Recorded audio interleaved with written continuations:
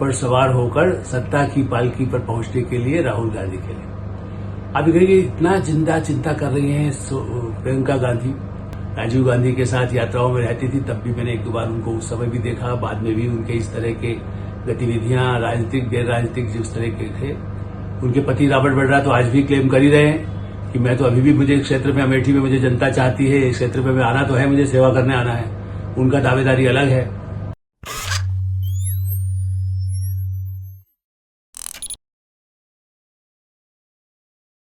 नमस्कार, मैं हूं आलोक मेहता। HSI में आपका स्वागत है।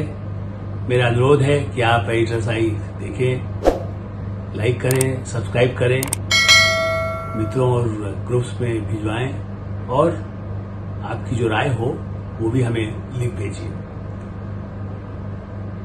रायबरेली ऐतिहासिक चुनाव की तैयारी में प्रियंका गांधी का शंखनाद।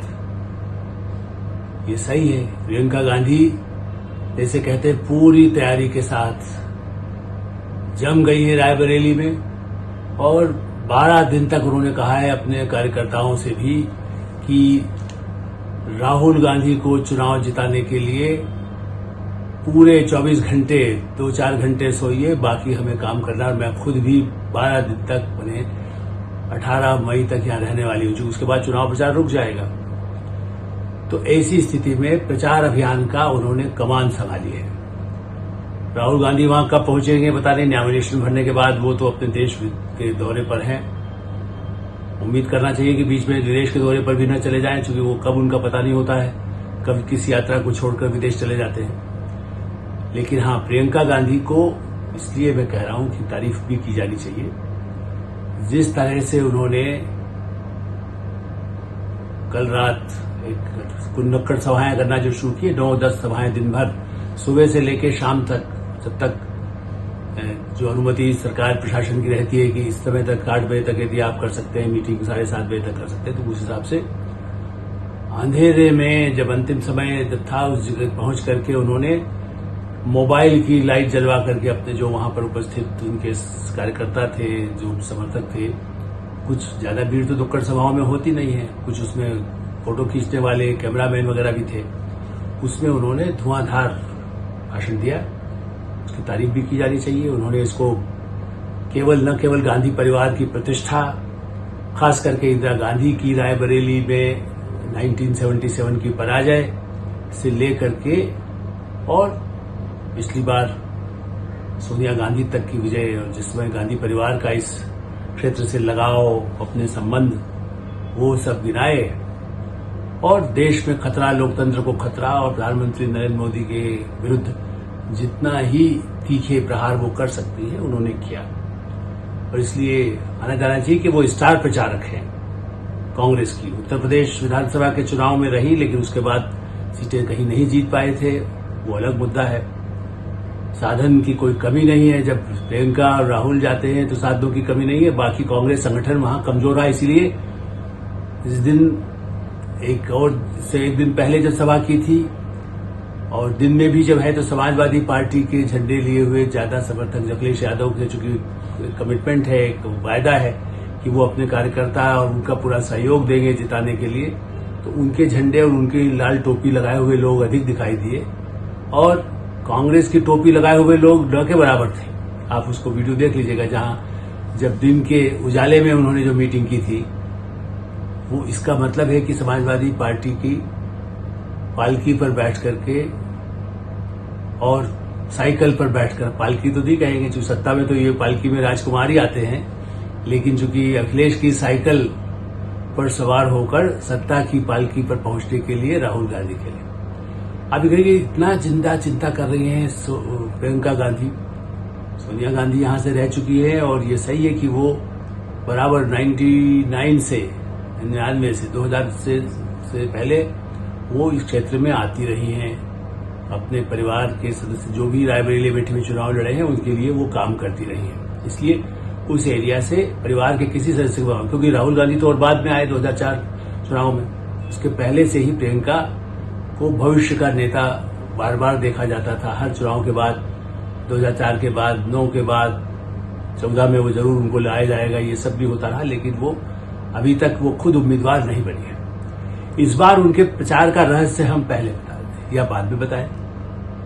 क्यों इतना धुआंधार प्रचार कर रहे हैं? खाली पार्टी को जिताना है या भाई को जिताना है? जबकि इसको बड़ा उनको ऐसा क्षेत्र माना जाता है कि यहां तो कोई हार हो ही नहीं सकती। समाजवादी अलग साथ दे रहे हैं। भारतीय जनता पार्टी के जो नेता है वो अनुभवी हैं, मंत्री रहे हैं, पुराने कांग्रेस के ही वैसे वो नेता रहे हैं। इसलिए क्या उसकी चिंता उनको हो रही है? क्योंकि दिनेश प्रसाद जी जिस तरह से वहां पर खड़े हैं उससे क्या खतरा लग रहा है? क्योंकि विधान परिषद के भी रहे हैं, इस क्षेत्र के रहे हैं, उनके समुदाय का पूरा वहां प्रभाव है। जिस जाति आधार की वो बातें करते हैं, इस तरह के कई जाति समूह के जो विधायक सांसद इस क्षेत्र के हैं, या प्रधानमंत्री नरेंद्र मोदी खुद भी रायबरेली पर ध्यान देते हैं, अमित शाह देते हैं, योगी आदित्यनाथ देंगे, जेपी नड्डा जी दे रहे हैं। तो उस सब का मुकाबला करने के लिए प्रियंका देवी की तरह से वहां पर अपना काम करेंगी। राहुल जब वो आए, कुछ और पार्टी के लोग, खड़गे साहब का तो कोई वैसे कोई प्रभावशाली भाषण होता नहीं है, क्षमा के साथ मैं कहूंगा, क्योंकि बुजुर्ग भी हो गए और उनका क्या रायबरेली से वास्ता है, उनकी भाषा उनको तो टेलीविजन हर आदमी गांव का गरीब तो देख नहीं पाता है उतना, मोबाइल में भी उनसे ज्यादा समझ नहीं पाता है कि कौन नेता है। प्रियंका गांधी को तो एक समय में जब हमने उनको देखा है 99 में, जिस समय उनको लगता था कि इंदिरा गांधी आ रही, जब तक तो लोगों को समझ नहीं थी, इतना पिछड़ा इलाका रहा है रायबरेली बेटी। अब तो जागरूकता आ गई। प्रधानमंत्री नरेंद्र मोदी के बाद टेलीफोन जो असली क्रांति आई, कंप्यूटर क्रांति का श्रेय राजीव गांधी को है, तो गांव गांव तक टेलीकॉम की क्रांति जहां पहुंच जाए, मोबाइल से जनधन योजना हो, चाहे फायदा हो, चाहे जन नल हो, तो उसका फायदा जो मिलने की जागृति आई है। लेकिन फिर भी खड़गे साहब से उतना परिचित तो नहीं है। तो प्रियंका गांधी जिस तरह से प्रहार कर रही हैं, सब उनके हाथ में जाने के बाद सब हो जाएगा, अंधेरा है। इंदिरा गांधी को हराया था, उन्होंने मान लिया, उसके बाद गलती को माना, फिर 80 में आपने उनको जिताया, तो उसी को रिपीट करना है, ये अपील प्रियंका गांधी ने की। उनके प्रभावशाली, चूंकि प्रियंका गांधी को भी जब बेबी प्रियंका की तरह वो राजीव गांधी के साथ यात्राओं में रहती थी, तब भी मैंने एक दो बार उनको उस समय भी देखा, बाद में भी उनके इस तरह के गतिविधियां, राजनीतिक गैर राजनीतिक जिस तरह के थे। उनके पति रॉबर्ट वड्रा तो आज भी क्लेम कर ही रहे हैं कि मैं तो अभी भी, मुझे इस क्षेत्र में, अमेठी में मुझे जनता चाहती है, इस क्षेत्र में मैं आना तो है, मुझे सेवा करने आना है। उनका दावेदारी अलग है। तो प्रियंका गांधी इतना एग्रेसिव अभियान कर रही है उनको जिताने के लिए। एक तो प्रतिष्ठा, इसी सबकी निगाह तो रहेगी ही कि राहुल गांधी इस बार इस चुनाव में विजयी कितने मार्जिन से होते हैं। पिछली बार का मार्जिन सोनिया गांधी जी के लिए तो अच्छा खासा था, 1.5 लाख के आसपास। इस बार कहीं ऐसा तो नहीं है कि जो अमेठी में हुआ था, चाहे वो 55,000 से हारे, लेकिन यह राहुल गांधी 50,000 से भी हारे तो हारी होगी ना, और उसके बाद तो पूरा कांग्रेस का खेल ही बिगड़ जाएगा। रायबरेली वो क्षेत्र, मैं एक बार फिर से, पहले कभी मैंने उसकी चर्चा की होगी, लेकिन मैं फिर से एक बार गिना भी देता हूं। इस क्षेत्र में आप समझिए, फिरोज गांधी 1952 जब पहला चुनाव हुआ तब बने, फिर 57 में भी बने। फिरोज गांधी कौन? राजीव गांधी के पिताश्री, इंदिरा गांधी के पति, और उस हिसाब से राहुल गांधी के दादा, अब प्रियंका के दादा, वहां से शुरू हुआ। फिर उसके बाद 57 में भी वो जीते फिरोज गांधी। उसके बाद श्रीमती इंदिरा गांधी ने 67 में, 77 में, 80 में, 77 में चुनाव लड़ी, लेकिन वो 77 में चुनाव हार गई थी। राजनारायण जो स्थितियां हुई, और उनका चुनाव चूंकि पहले 71 में चूंकि जो चुनाव हुए थे उसमें जीती थी, और 77 में उसके पहले इमरजेंसी इसी लगाना पड़ी कि चुनाव उनका कोर्ट के कारण उनका चुनाव रद्द हो गया और इमरजेंसी लगी, सब इतिहास जानते हैं। तो 77 में इमरजेंसी के बाद उनको पराजय का मुंह देखना पड़ा। राजनारायण जीते, जो पहले भी जिन्होंने ब्रिटिशर लगाई थी, लेकिन 1980 में वो फिर वापस आ गए। और इसीलिए फिर 80 के बाद पहले अरुण नेहरू आए। राजीव गांधी तो अमेठी लड़ने चले गए, लेकिन अरुण नेहरू, फिर शीला कौल, फिर बीच में एक बार अशोक सिंह जो बीजेपी के हैं वो भी वहां से जीत कर आए। उसके बाद फिर गांधी परिवार के सदस्य सतीश शर्मा, जो थोड़ा सत्ता के जब अनुकूल होता है तो गांधी परिवार के सदस्य वो भी मित्र भी थे, सेम पेट्रोदा की तरह उससे भी अधिक, चूंकि वो राजीव गांधी के साथ काम कर चुके थे, तो सतीश शर्मा जी जो है 99 से लेके 2004 तक उन्होंने प्रेजेंट किया। और उसके बाद श्रीमती सोनिया गांधी ने 2009 से लेकर के 2019 तक सोनिया गांधी जो है यहाँ की मेंबर पार्लियामेंट रही हैं, सांसद रही हैं। इस इतिहास में सोनिया गांधी राज्यसभा में चली गई।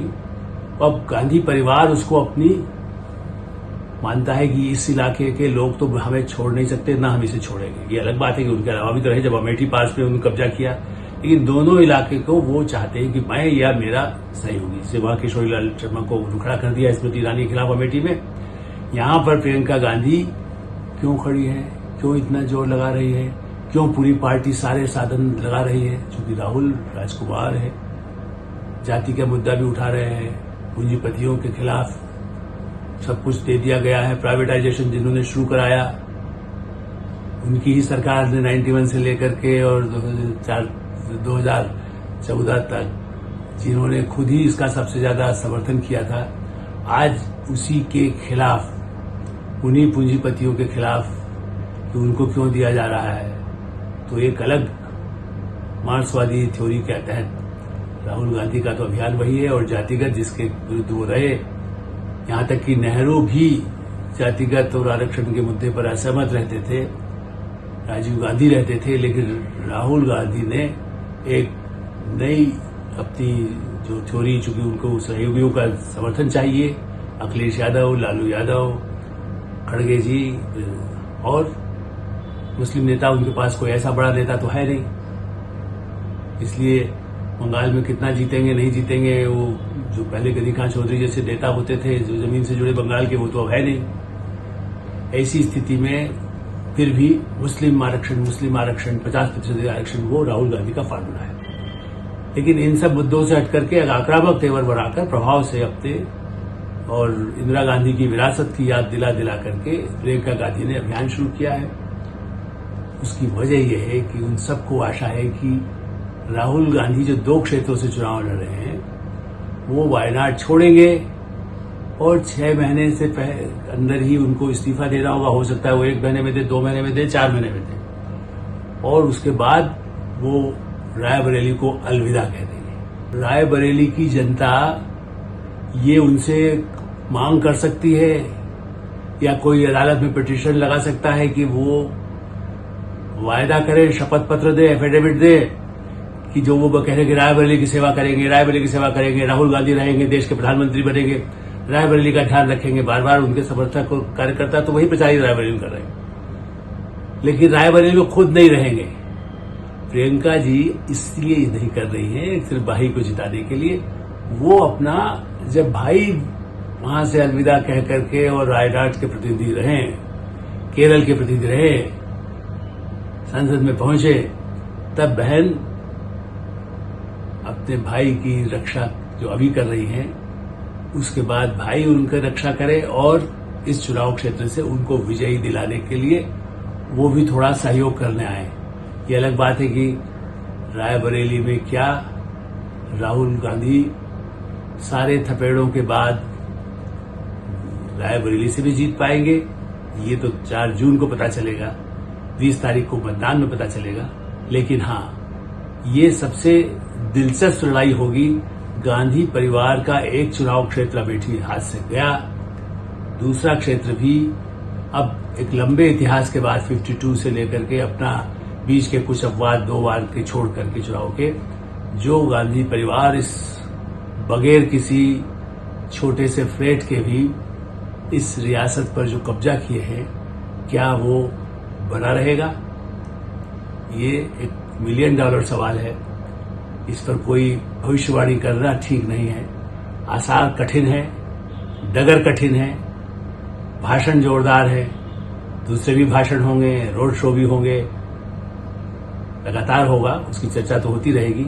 लेकिन हाँ, प्रियंका गांधी ने जो त्रिशूल उठाया है देवी बन करके, वो त्रिशूल वो कितने मंदिरों में जाएंगी, वाराणसी जाएंगी, अयोध्या भी जाएंगी कि नहीं?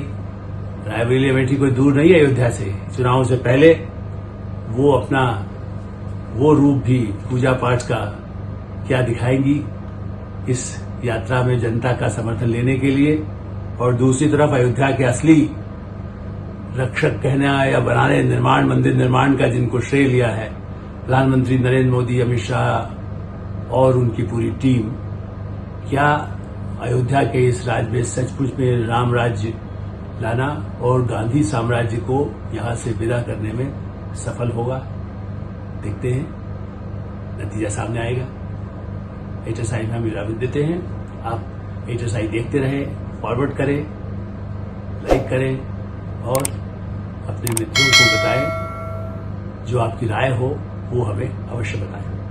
धन्यवाद, नमस्कार।